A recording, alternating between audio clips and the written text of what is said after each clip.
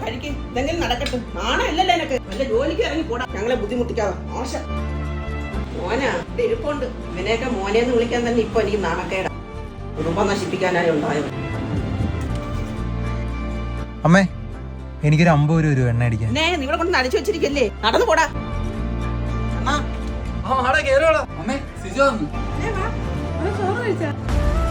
കഴിച്ചാ പറ്റൂ.